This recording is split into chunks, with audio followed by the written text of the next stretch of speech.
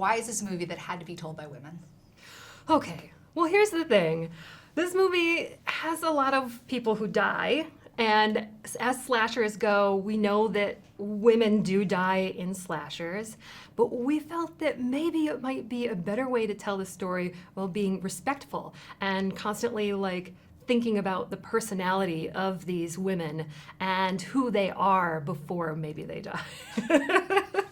It seems simple, but you know. But it's not often done. I know. Can you talk about your relationship with Sophia? So Sophia, first off, I was a huge fan of hers. Her movies, Green and Always Shine, amazing. She also did a fantastic Into the Dark episode for Blumhouse on Hulu, and I just loved her. And it was such a really great opportunity that she had read my work, and this, you know, Black Christmas came up, and she was looking for a co-writer, and we just clicked. Like, we really didn't know each other that well, and then all of a sudden we started working, and it kind of felt like the behind the scenes of us kind of becoming almost sisterly in a way reflected on what we were doing on camera with these women becoming sisters. I love that so much. It feels good. I have to say, the process felt good. Well, and it's rare to have like a largely female-led cast, female director, female co-writers. Do you think that that makes a different product than if it had been like maybe more heavily balanced toward men? I do, and I think that, you know, like, it doesn't mean that men don't make great movies for women, because obviously if you're a horror fan, you've seen so many, you know, like Wes Craven and John Carpenter being like up there, right? Like the gods.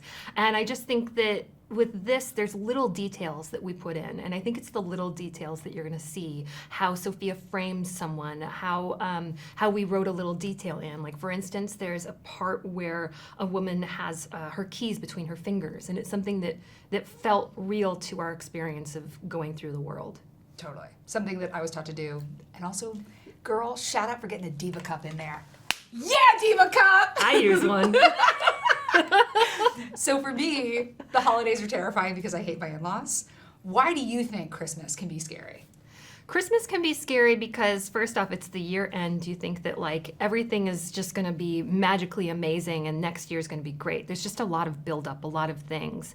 And usually the weather is a little bit darker and it's conducive to feeling a little bit kind of frightening. And if you're in colder environments, then you have the snow and everything feels really quiet, you know, like everything feels eerily quiet. And also people seem really festive and happy, but that to me means that something terrible is happening in their lives. So like the more someone smiles, the more that they're just like really laying it on thick of like Merry Christmas, Happy Holidays, the more I think that something bad is going to happen. So it's those dualities, you know. Speaking of duality, Cary Elwes, oh my God.